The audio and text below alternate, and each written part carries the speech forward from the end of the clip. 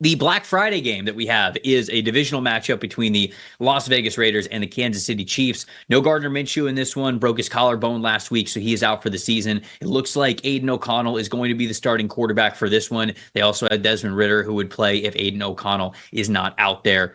What is your matchup that matters here, Carmen? Yeah, it's stranger things have happened. It's a division game, but it's really this Chiefs defensive line and obviously Chris Jones against the Raiders offensive line. Pass rush win percentage, Chris Jones, 17.3% leads the Kansas City Chiefs. No surprise there. But the Raiders offensive line now in front of Aiden O'Connell, and it's just kind of been this rotation of quarterbacks all season long. 69.3 PFF graders ranks 18th. They're 70.5 PFF pass blocking grade, a lot of P's, 17th, and 120 pressures allowed, which is tied for 8th. So that's, on the better side. And they're going to need to do that against a guy that is and just an absolute game wrecker in Chris Jones. And we've kind of seen the Chiefs. I don't know if you can even qualify it as exposed because it's just not. And I'm not actually worried about the Chiefs, and especially they're going to get to the postseason, and then it all starts over. And I'm never going to bet against Patrick Mahomes and Kansas City and Andy Reid in the postseason. But there is an opportunity for some weird stuff. It's Black Friday football. Who knows? I think the matchup that matters is really, it's more of a long-term thing for me. It's more of, can the Chiefs defense sort of get right here? Because since week 9, so we've had a couple of games here for them.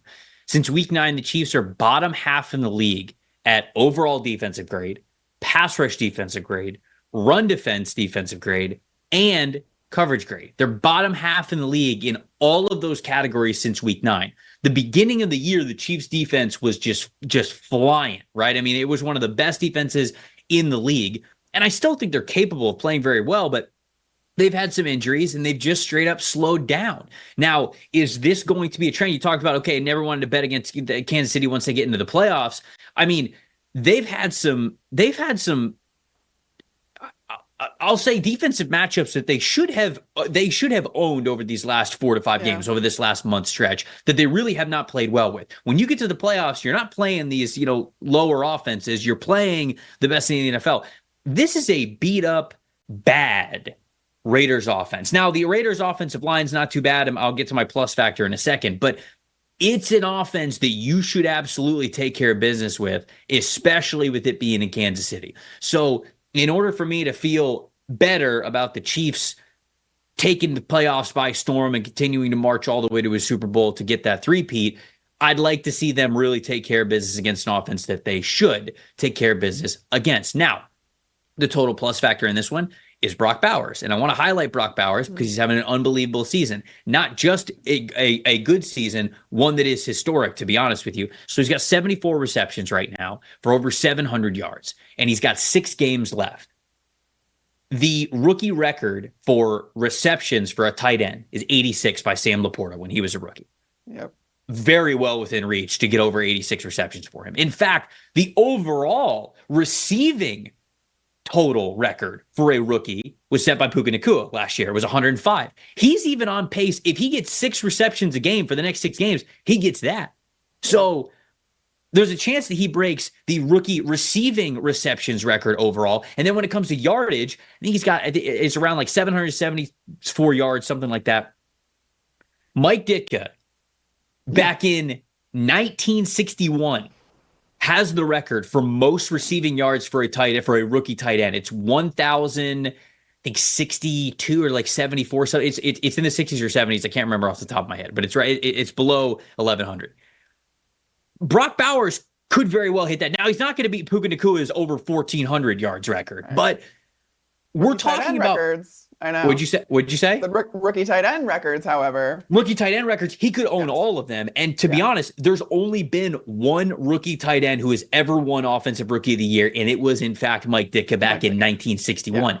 Brock Bowers has a chance to do that. I think that Jaden Daniels and Bo Nix, understandably, you can see in the Vegas odds, they're higher because they play the quarterback position. But if Brock Bowers is truly hitting these historic numbers, and Nix and Jaden are a little bit up and down with their teams, depending on if they make the playoffs or not, this guy could legitimately win Offensive Rookie of the Year for the first time in, what's his math, 60-ish years? Yeah, good call. 63? 63 years? Yeah. It's pretty special, Think folks. so? League's been around a long time, so plus factors Brock Bowers in this one, because if the Raiders have any chance at all, it's going to be a big day getting this guy a lot closer to those records. So that's my plus factor. Yeah, my plus factor was Brock Bowers too.